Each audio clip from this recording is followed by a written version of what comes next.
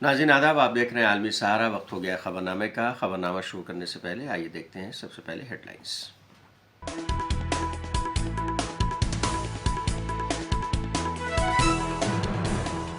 हिंदुस्तान के पहले वजीर आजम पंडित जवाहरलाल नेहरू की 60वीं बरसी शांतिवन पहुंचकर पेश किया गया खराज अकीदत। अमित शाह का राहुल गांधी पर तंज, कहा 4 जून को मोदी जी की एनडीए होगी कामयाब। राहुल बाबा कहेंगे ईवीएम की वजह से हारे।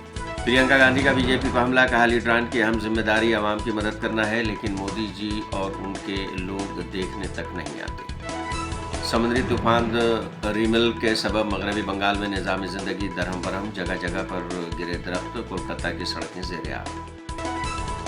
और इसराइल के फ़लस्तीनियों पर जुल्म बर्बरियत की इंतहा, रफ़ा में फ़लस्तीनी पनाहगुज़ीनों के खैमों पर बमबारी, दर्जनों अफराद शहीद।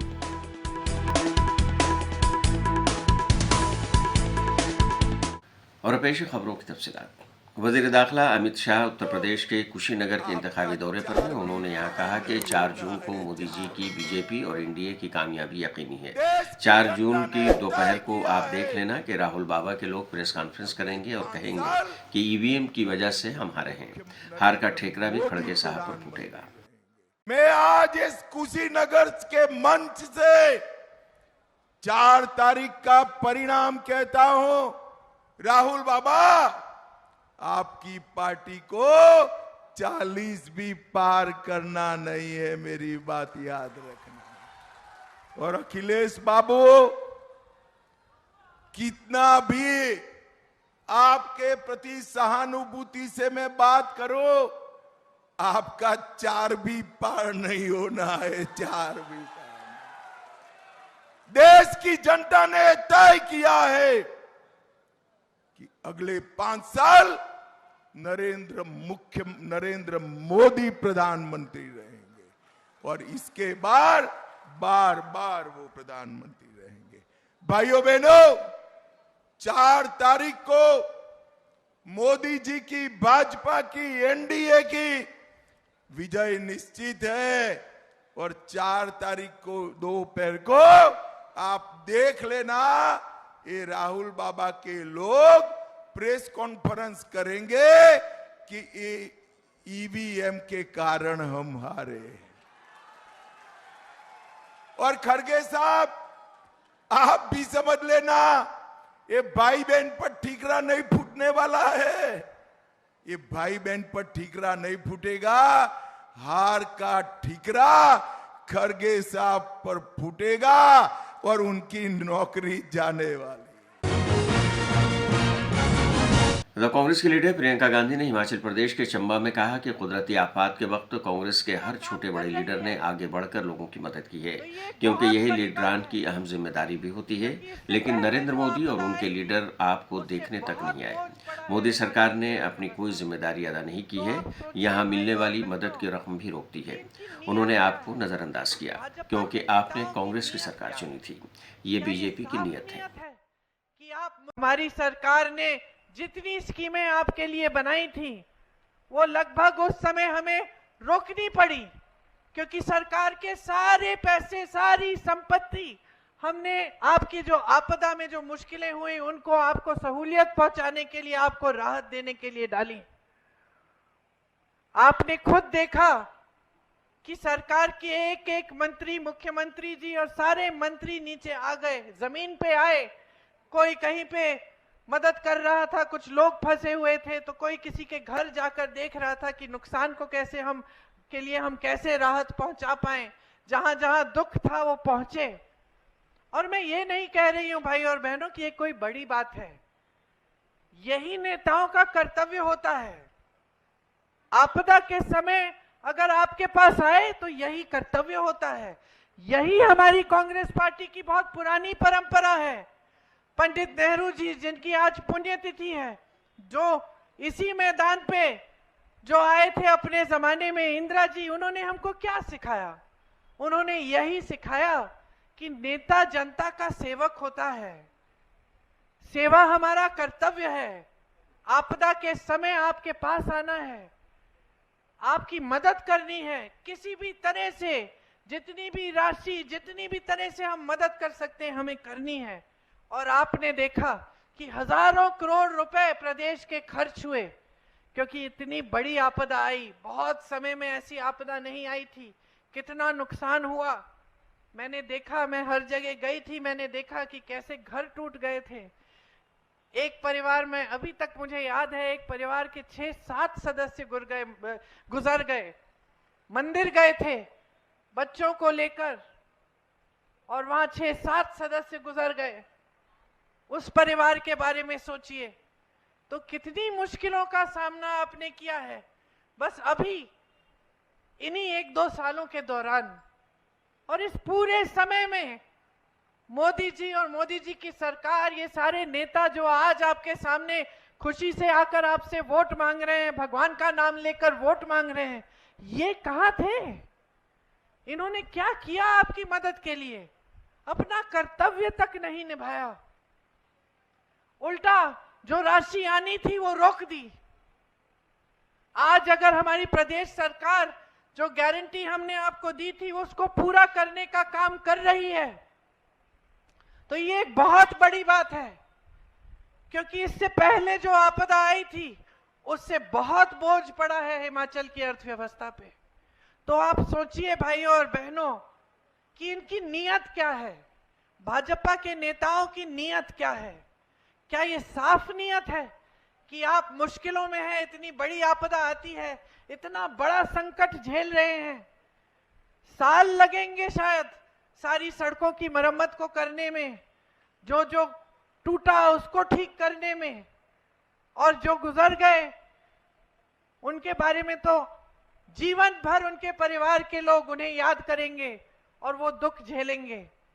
लेकिन भाजपा के नेता, भाजपा की सरकार ने आपको नकारा और सिर्फ राजनीति की वजह से नकारा, सिर्फ इस वजह से नकारा कि आपने कांग्रेस की सरकार चुनी थी और उसके बाद उस सरकार को गिराने का काम भी किया, कोशिश बहुत की। ये तो हमारी सरकार एकजुट रही और हमारे विधायक एकजुट रहे काफी हद तक, इसलिए हमारी सरकार बच गई। लेकिन इनकी बस चलती तो आपकी चुनी हुई सरकार, वही मंत्री जिन्होंने आपदा में आपका साथ दिया, वही लोग चले जाते और एक नई सरकार लाते और सिर्फ सत्ता के लिए राज करते, आपका सिर्फ फायदा उठाते हैं। इंडिया इत्तेहाद ने बिहार के बख्तियारपुर में एक इंतखाबी जलसा किया, जिसमें कांग्रेस के लीडर राहुल गांधी ने कहा कि नरेंद्र मोदी ने अरबपतियों की जेब में पैसा डाला है। अरबपतियों ने इस पैसे से बैरून ममालिक में बिजनेस किया है और मुल्क की मईशत को कोई फायदा नहीं पहुंचा है। जब हम गरीबों को पैसा देंगे तो वो लोग अपने गांव शहर में ये पैसा खर्च करेंगे, सामान की डिमांड बढ़ेगी तो बंद फैक्ट्रियां शुरू हो जाएंगी, फिर उन्हीं फैक्ट्रियों में हिंदुस्तान के नौजवानों को रोजगार मिलेगा। बिहार के साबिक नायब वजीर आला तेजस्वी यादव ने इस मौके पर कहा कि पीएम को 40 में से 39 रुकन पार्लियामेंट बिहार ने दिया, लेकिन पीएम ने बिहार के साथ सौतेला बर्ताव किया है, बिहार को एक तरह से धोखा दिया है। पीएम मोदी 13-14 बार बिहार आ चुके हैं, कई रैलियां कर चुके हैं, लेकिन पीएम इशूज की बात नहीं करते हैं। पीएम गरीबी का गैन तक नहीं बोलते, बेरोजगारी का बे नहीं बोलते और महंगाई का मीम तक नहीं बोलते। पीएम मोदी सिर्फ नफरत फैलाने के लिए बिहार आते हैं। नरेंद्र मोदी जी ने क्या किया? अरबपतियों को पैसा दिया, उन्होंने इस पैसे को जाकर लंदन में, अमेरिका में, जापान में जाके खर्च किया। हिंदुस्तान की अर्थव्यवस्था को कोई फायदा नहीं हुआ, सारा का सारा पैसा बाहर चला गया। अब हम आपके बैंक अकाउंट में पैसा डाल रहे हैं, लाखों करोड़ रुपए हम डाल रहे हैं। यह पैसा आप बिहार में खर्च करोगे, गांव में खर्च करोगे, छोटे छोटे शहरों में खर्च करोगे, shirt, pant, motorcycle, mobile phone, ये चीजें खरीदोगे। जैसे ही आपने ये माल खरीदना शुरू किया, वैसे ही जो फैक्ट्रियां नरेंद्र मोदी जी ने बंद कर रखी थी, वो सारी की सारी फैक्ट्रियां चालू हो जाएंगी और उन्हीं फैक्ट्रियों में बिहार और हिंदुस्तान के बेरोजगार युवाओं को रोजगार मिलेगा। हम आपको पैसा देंगे, आप माल खरीदोगे, फैक्ट्रियां माल बनाएंगी और फैक्ट्रियां चालू हो जाएंगी और फिर आप युवाओं को उन फैक्ट्रियों में रोजगार मिलेगा। जैसे गाड़ी को जंप स्टार्ट करा जाता है ना, पहले पेट्रोल फ्यूल टैंक में डालते हैं, उसके बाद चाबी घुमाते हैं। नरेंद्र मोदी जी ने फ्यूल टैंक से पेट्रोल निकाल दिया, उसके बाद चाबी घुमाते हैं, गाड़ी स्टार्ट ही नहीं होती। अब हम फ्यूल टैंक में पेट्रोल डाल रहे हैं, डीजल डाल रहे हैं, आपके बैंक अकाउंट में लाखों करोड़ रुपए डाल रहे हैं। जैसे ही हम चाबी घुमाएंगे वैसे हिंदुस्तान की अर्थव्यवस्था चालू हो जाएगी, फैक्ट्रियां चालू हो जाएंगी, सच्चा मेड इन इंडिया हो जाएगा। प्रधानमंत्री जी को 40 में से 39 सांसद बिहार ने दिया, लेकिन प्रधानमंत्री जी ने बिहार के साथ सौतेला व्यवहार किया, बिहार को धोखा देने का काम किया। आज प्रधानमंत्री जी कई बार 13-14 बार बिहार आ चुके, कई रैलियां कर चुके, लेकिन प्रधानमंत्री मुद्दे की बात नहीं करते हैं। प्रधानमंत्री गरीबी का ग नहीं बोलते, बेरोजगारी का ब नहीं बोलते, महंगाई का म नहीं बोलते। प्रधानमंत्री केवल नफरत फैलाने के लिए बिहार आते हैं और नफरत फैलाने का काम करते हैं। लेकिन इस बार बिहार की जनता नफरत के झांसे में, झूठ के प्रचंड में फंसने वाली नहीं है। इस बार प्रधानमंत्री से जानना चाह रही है कि 10 साल आपने राज किया, बिहार को आपने क्या दिया।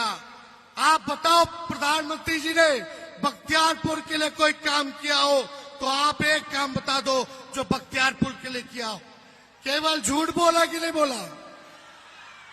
कोई नौकरी दी, महंगाई कम की, गरीबी कम की, कोई बढ़िया अस्पताल बनवाया, कोई बढ़िया यूनिवर्सिटी बनवाया, कोई काम बख्तियारपुर के लिए इन लोगों ने नहीं किया। दिल्ली के वज़ीर आला अरविंद केजरीवाल ने पंजाब में इंतखाबी जलसा किया, जिसमें उन्होंने कहा है कि बीजेपी और नरेंद्र मोदी लोकसभा इलेक्शन में 400 सीट मांग रहे हैं और अगर ऐसा हो गया तो ये मुल्क से रिजर्वेशन और आइन को ख़त्म कर देंगे। आप लोग ऐसा होने मत देना। मुल्क के लोग महंगाई और बेरोजगारी से परेशान हैं, लेकिन पीएम मोदी जी इस बात पर भी नहीं कर रहे हैं। वो उल्टा सीधा बोल रहे हैं और उन्हें आम लोगों की फिक्र है ही नहीं। वो अलग ही दुनिया में जी रहे हैं। और एक और चीज है, ये जो बार बार बोल रहे थे 400 पार 400 पार, हमें 400 सीट चाहिए, 400 से हमने पूछा क्यों चाहिए? बोले जी मोदी जी कुछ बड़ा काम करना चाहते हैं। हमने कहा क्या बड़ा काम करना चाहते हैं? तो पता चला रिजर्वेशन खत्म करना चाहते हैं, बाबा साहब अम्बेडकर का संविधान खत्म करना चाहते हैं। वो मत होने देना। ये संविधान ही है इस देश का जिसने इस देश को एकजुट कर रखा। 75 साल से इस संविधान ने हमारे देश को बचा रखा है। किसी हालत में वो मत होने देना। और लोग बहुत नाराज हैं। मैं जेल से छूटने के बाद मैं पूरे देश में गया हूँ, लखनऊ गया, मैं जमशेदपुर गया, मैं कुरुक्षेत्र गया, हरियाणा गया, महाराष्ट्र गया, बॉम्बे गया, भिवंडी गया, कई जगह होके आ रहा हूँ। लोगों में बहुत गुस्सा है। इतनी महंगाई हो गई, इतनी बेरोजगारी हो गई, लोगों के घर का खर्चा नहीं चल रहा। घर में बच्चे बेरोजगार बैठे हैं, उनके लिए नौकरी नहीं है। और जब वो टीवी की तरफ देखते हैं प्रधानमंत्री जी को बात करते हुए, तो प्रधानमंत्री जी महंगाई की एक भी बात नहीं करते, बेरोजगारी की एक भी बात नहीं करते। प्रधानमंत्री जी क्या कहते हैं? ये इंडिया गठबंधन को वोट दे दिया तो ये तुम्हारी भैंस छीन के ले जाएंगे, तुम्हारी 2 भैंस है तो 1 भैंस ये छीन के ले जाएंगे। प्रधानमंत्री जी कहते हैं ये तुम्हारा मंगलसूत्र छीन के ले जाएंगे, ये तुम्हारे घर की बिजली काट देंगे, ये तुम्हारे घर की, ये क्या है? हमारी तो कोई चिंता ही नहीं है उनको। हमारी समस्याओं की बात करो ना। अगर प्रधानमंत्री जी कहते मेरे को वोट दो, मैं तुम्हारे पेट्रोल के दाम कम कर दूंगा, डीजल के दाम कम कर दूंगा, तुम्हारा दूध सस्ता कर दूंगा, खाने पीने की चीजें सस्ती कर दूंगा, तुम्हारे बच्चों के लिए ऐसे मैं रोजगार दिलाऊंगा, मैं भी वोट दे देता प्रधानमंत्री जी को। हमारी समस्याओं का उनके पास समाधान ही नहीं है। उन्हें हमारा ऐसे लगता है वो किसी और ही दुनिया में जी रहे हैं कि अब वो भगवान बन गए हैं और अजीब अजीब बातें करने लग गए हैं। मैंने उनका देखा 3 दिन पहले भाषण, अगर इंडिया गठबंधन को वोट दिया तो तुम्हारे घर की टूटी छीन के भाग जाएंगे। अरे क्यों टूटी छीन के भाग जाएंगे? तुम्हारे घर का मंगलसूत्र छीन लेंगे। क्यों छीन लेंगे मंगलसूत्र यार? तो दोस्तों ये देश बचाने का चुनाव है। और यहां जितने लोग बैठे हैं, मेरे को पता है एक एक व्यक्ति कम से कम 10-10 हजार वोट, आप लोग बहुत बड़े बड़े लोग बैठे हैं यहाँ पे, समाज के नेता बैठे हैं यहाँ पे, समाज के बड़े बड़े इन्फ्लुएंसर बैठे हैं। आप लोगों को सबको आम आदमी पार्टी को वोट देने के लिए तैयार करना है। देखिए, मैं किसी पार्टी का नाम नहीं लूंगा, लेकिन अगर किसी भी दूसरी पार्टी को आप वोट दोगे, आपने देख लिया पिछले 5 साल, 10 साल, 15 साल से किसी ने पंजाब की आवाज नहीं उठाई लोकसभा में। और पंजाब में इस टाइम हमारी पार्टी है, पंजाब में सरकार हमारी है। अगर हमारा ही एमपी होगा और हमारी सरकार है, मिलजुल के काम करेंगे। जैसे इन्होंने कहा, ये प्रोजेक्ट लेके आएंगे केंद्र से, अगर केंद्र से प्रोजेक्ट लेके आएंगे, हमारी सरकार है, उसी ने उस प्रोजेक्ट को लागू करना है, तो मिलके काम करेंगे, तालमेल होगा, 13 की 13 सीट आएंगी। केंद्र में भी हमारे हाथ मजबूत होंगे और पंजाब सरकार से भी वो सारे काम हम करा पाएंगे।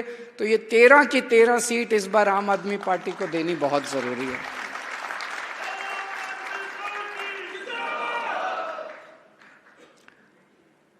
एक साल पहले जब मैं आया था, मैंने आपसे कहा था मैं आपसे कुछ मांगने नहीं आया, आपकी समस्याओं का समाधान करने आया हूं। आज मैं आपसे झोली फैला के मांगने आया हूं कि हमारे को 13 की 13 सीट दे दो, हमारे हाथ मजबूत करो, और फिर देखो जो काम आज पंजाब के अंदर चल रहे हैं, ये डबल ट्रिपल स्पीड से आपके सारे काम होने चालू हो जाएंगे। चंडीगढ़ में अग्निवीर मंसूबे को खत्म करने के राहुल गांधी की तजवीज़ पर कांग्रेस के लीडर शशि थरूर ने कहा है कि दुनिया में हमारी फौज की एक साख है, वक़ार है और वह बहुत प्रोफेशनल है। जब मैं अक़वाम मुत्तहिदा में अमन सलामती के मैदान में यानी शोबे में काम करता था तो हर कोई कहता था कि हमारी फौज दुनिया की अहम तरीन अफ़वाज में से एक है और हमें इस अग्निवीर मंसूबे को बंद करना चाहिए और सभी को पहले की तरह मुल्क की खिदमत करने का मौका मिलना चाहिए। दुनिया के बेस्ट आर्मीज के एक है हमारे भारत है कि अगर हम आए तो अग्निवीर खत्म कर देंगे। हाँ, नेचुरली, क्योंकि देखिए हमारी फौज की रेपुटेशन इतना अच्छा है पूरा दुनिया में कि इतने प्रोफेशनल आर्मी है। मैं तो यूनाइटेड नेशंस में जब पीस कीपिंग में था, पीस कीपिंग के काम में दुनिया के सारे आर्मीज के साथ मैं काम करता था और हमारी आर्मी की क्वालिटी इतना स्पष्ट था, लोग कहते थे कि दुनिया के बेस्ट आर्मीज के एक है हमारी भारतीय फौज। इसको क्यों खराब करना चाहते हैं आप? पैसे बचाने के लिए आप किसी को 6 महीने की ट्रेनिंग करके उसको फौजी बनाता है, उसको 3 साल या 4 साल का कॉन्ट्रैक्ट देते हैं, उसको कुछ हुआ तो उनको परिवार को कम देते हैं। ये सब किस किस्म का सोच है? ये बहुत बुरी पेटी बात है। ये छोटा सा मन के लोग ऐसे ही सोचते हैं जो हमारी आर्मी की प्रोफेशनलिज्म को बर्बाद कर रहे हैं। इसको बिल्कुल हम ये अग्निवीर पॉलिसी को रुक के सब लोग को आर्मी में शामिल होना और अच्छी तरह पहले के जैसे हमारे देश की सेवा करने के लिए मौका देंगे। मुल्क के पहले वज़ीर आज़म पंडित जवाहरलाल नेहरू की 60वीं बरसी के मौके पर उन्हें खराज अक़ीदत पेश किया गया। कांग्रेस के सदर मल्लिकार्जुन खड़गे और सीपीपी की चेयरपर्सन सोनिया गांधी ने पंडित नेहरू की समाधि शांतिवन पहुंचकर गुलपोशी की। इस मौके पर कांग्रेस के दीगर सीनियर लीडरान अजय माकन और दीगर लीडर भी मौजूद थे। समुद्री तूफान रिमल ने मगरबी बंगाल में निज़ाम ज़िंदगी को दरहम भरम कर दिया है। कोलकाता समेत रियासत के कई हिस्सों में बारिश हो रही है। तूफान की वजह से नेताजी सुभाष चंद्र बोस हवाई अड्डे से कई परवाजें मनसूख कर दी गई हैं। पानी जमा होने की वजह से कोलकाता की सड़कें पानी में डूबी हुई हैं। खबर के मुताबिक एक दीवार गिरने की वजह से एक शख्स की मौत भी हो गई है। मगरबी बंगाल के गवर्नर सीवी आनंद बोस ने भी हालात का जायजा लिया है। सिचुएशन तो देखिए कुछ जगह पे जो है हमें मिल रहा है कि कुछ जगह पे ट्री अपरूटिंग हुआ है। तो जहाँ पे ट्री अपरूटिंग हुआ है वहाँ पे हम लोगों का कोलकाता म्यूनिसिपैलिटी का टीम, कोलकाता पुलिस का, डिजास्टर मैनेजमेंट का टीम वो आके काम कर रहा है। जल्द से जल्द ये जो ट्रीज जो अपरूटेड हुआ है उनको काट के उनको साइड किया जाएगा ताकि रास्ता खोल सके। सुबह तक I think situation will be okay ना। देखिए प्रशासन की तरफ से जो है पुलिस का अभी ये साइक्लोन को लेके स्पेशल यूनिफाइड कंट्रोल रूम पूरा रात मॉनिटर कर रहा है। म्यूनिसिपैलिटी का control room that is also being open for the entire time duration of the cyclone. और टोटल सिचुएशन का मिनट टू मिनट जो सीनियर ऑफिसर है उनका सुपरविजन में पूरा काम चल रहा है। जो हमें जानकारी मिली है, एक डेथ की रिपोर्ट आई है कलकत्ता से, जिसमें एक वॉल कोलैप्स के कारण एक व्यक्ति की मृत्यु हुई है। और उसके अलावा ज़्यादातर जो है वो पेड़ के गिरने की खबर है। तकरीबन 200 पेड़ अलग अलग जगहों पर क्षतिग्रस्त हुए हैं, जिसके वजह से ब्लॉकेज हुआ है। और रेस्टोरेशन वर्क एनडीआरएफ और जो अन्य एजेंसीज हैं स्टेट की, इनके माध्यम से किया जा रहा है। देखिए इसमें जो मेन एरियाज़ हैं जो अफेक्टेड हैं उसमें साउथ 24 परगना है, ईस्ट मेदिनीपुर है, कलकत्ता है, ये 3 डिस्ट्रिक्ट्स मोस्ट अफेक्टेड बताए जा रहे हैं और रेस्टोरेशन वर्क भी इसमें चल रहा है। इसमें एनडीआरएफ की 14 टीमें तैनात हैं और एसडीआरएफ स्टेट की भी 6 टीमों की तैनाती की गई है। इसमें देखिए जो मेन चैलेंज होता है पोस्ट लैंडफॉल में एक प्रायोरिटाइज करना पड़ता है वर्क, क्योंकि कई जगह से इन्फॉर्मेशन आती है और हर आदमी जैसे कई बार घर में भी पेड़ गिर जाते हैं, वो भी चाहते हैं कि फ़ौरन उसको जो है अटेंड किया जाए। रोड ब्लॉकेज हो जाते हैं, इलेक्ट्रिक पोल्स हैं, कम्युनिकेशन लाइंस हैं, तो इनको प्रायोरिटाइज करके और इनको अटेंड किया जा रहा है। इसके अलावा जो एयरपोर्ट बाधित था उसको खोल दिया गया है। कुछ समय के लिए जो रेल यात्रा थी कुछ रूट्स पर वो बाधित थी, वो भी अभी जो चालू हो गया है, तो ये कार्रवाई अभी तेजी से चल रही है। गुजरात के राजकोट में हुए हादसे की जांच का सिलसिला जारी है। एफएसएल टीम जांच के लिए टीआरपी गेम जोन में पहुंची है, जहां 25 मई को आग लगने की वजह से 27 लोगों की मौत हो गई थी। इस हादसे पर एसीपी राजकोट सिटी राधिका भराई ने बताया कि जो लाशें मिली हैं उनका और गुमशुदा लोगों के अहले खाना का डीएनए लेकर हमने एफएसएल को भेजा हुआ है। अभी तक 4 लोगों की शनाख्त हुई है, जिनकी लाशें हमने कुनबे को सौंप दी हैं और जैसे ही रिपोर्ट आ जाएगी दीगर लोगों की लाशों को भी उनके अहले खाना को सौंप दिया जाएगा। उनका और उनके फैमिली जो मिसिंग पर्सन है उनके फैमिली मेंबर्स का हमने डीएनए सैंपल लेके मैच करने के लिए एफएसएल गांधीनगर को भेजा हुआ है। उसमें से अभी तक 4 लोगों के आइडेंटिफाई होके आ चुके हैं और उनके फैमिली को हमने डेड बॉडी सौंप दी है। बाकी जो भी जैसे जैसे आते जाएंगे रिपोर्ट्स, उस तरह से हम जो फैमिली मेंबर्स हैं उनके साथ कंटिन्यूअसली कांटेक्ट में हैं।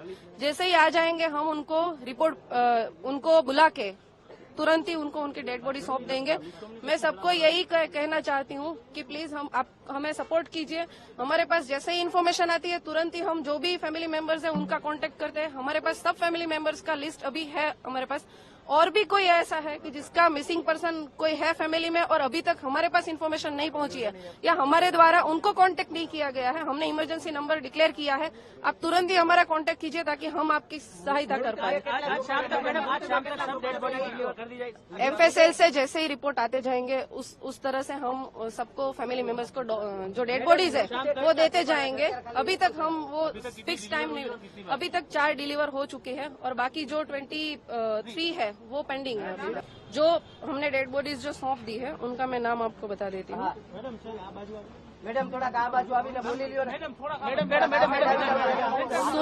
सुनील हसमुखभाई सिद्धपरा, स्मित मनोज वाड़ा, जिग्नेश काड़ूभाई गढ़वी અને सत्यपाल छत्रपाल जाडेजा, इन ये 4 लोग जो है उनकी डेड बॉडी हमने उनके फैमिली मेंबर्स को सौंप दी है।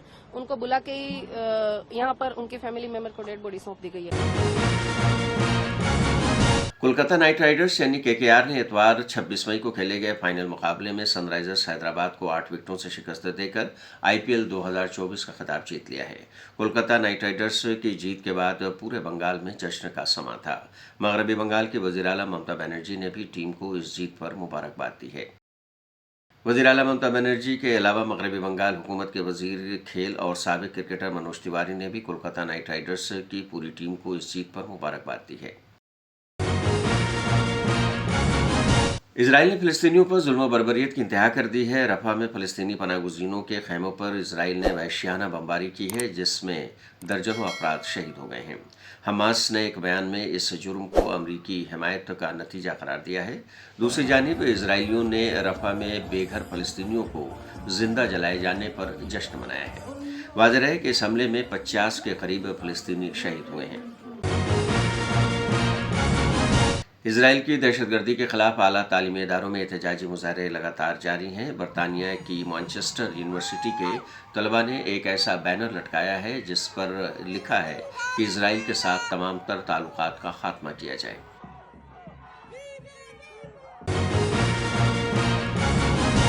तो नाज़रीन, खबरनामे में बस इतना ही। आप देखते रहिए 24 घंटे का उर्दू न्यूज़ चैनल आलमी सहारा। सारा अपना